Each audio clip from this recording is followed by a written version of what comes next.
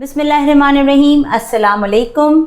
Spices of food के kitchen में मैं तमाम अपने प्यारे प्यारे व्यूअर्स को खुशामदीद कहती हूँ। आज मैं बना रही हूँ बकरा ईद स्पेशल में मज़ेदार सा बीफ बिहारी कीमा।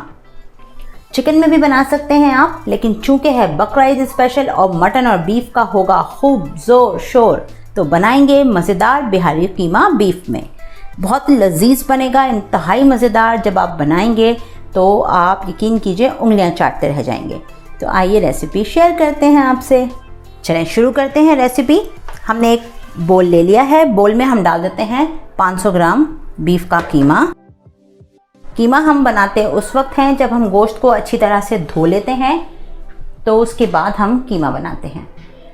ठीक है, चलें कीमे में अब हम डाल देते हैं 1 टेबलस्पून भर के कच्चा पपीते का पाउडर, कचरी पाउडर, या अगर कच्चा पपीता हो तो आप वो लगा लीजिए, और 1 टीस्पून लहसुन और 1 टीस्पून अदरक का पेस्ट। मिक्स कर देते हैं इसे।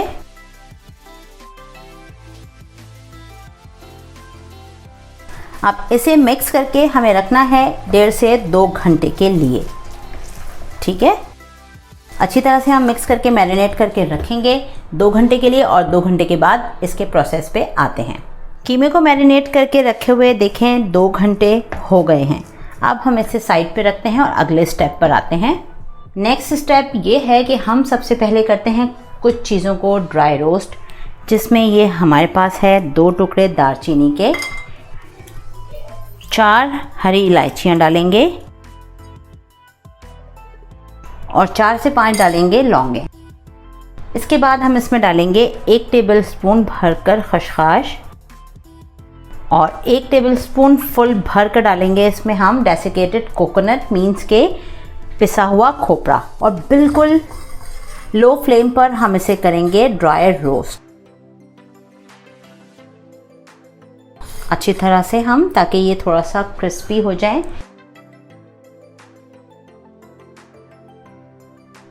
देखिए ये अच्छी तरह से ड्राई रोस्ट हो गया है। अब इसमें हम डाल देते हैं 4 टेबलस्पून, मेरे पास हैं ये गोल वाली साबुत मिर्चें। अब इन्हें डालेंगे और इसके साथ ड्राई रोस्ट कर लेंगे।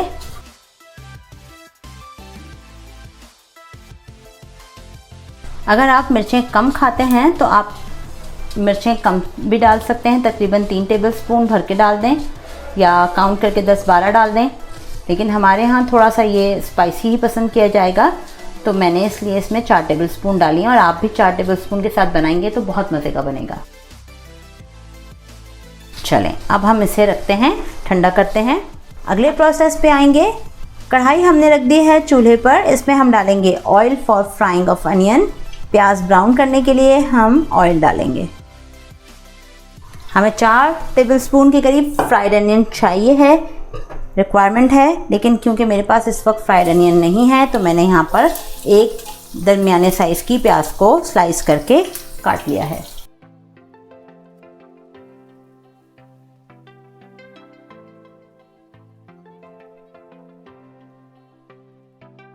जितनी देर में प्याज फ्राई होती है, हम इन तमाम मसालों को अच्छे से करते हैं ग्राइंड।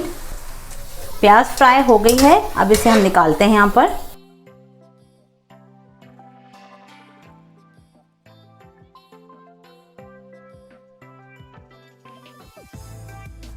प्याज फ्राई करके निकाल ली है हमने, और मसाले को हमने ड्राई जो अभी रोस्ट किया था उसे हमने ब्लेंडर में ग्राइंड कर लिया है।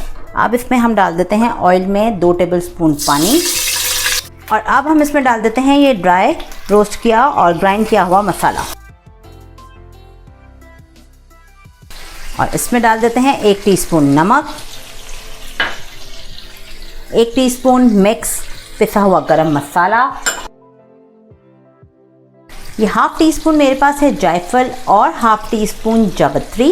इसे हम अच्छे से कूटेंगे। इसे हम पीस नहीं रहे हैं, इसे हम कूट लेंगे। मसाले को अच्छी तरह से भूनते हैं।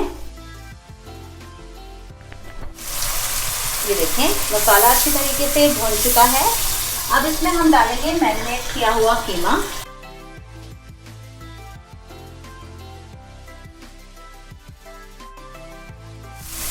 एक कप दही लिया है, दही डालेंगे विस्क करके अच्छी तरह से।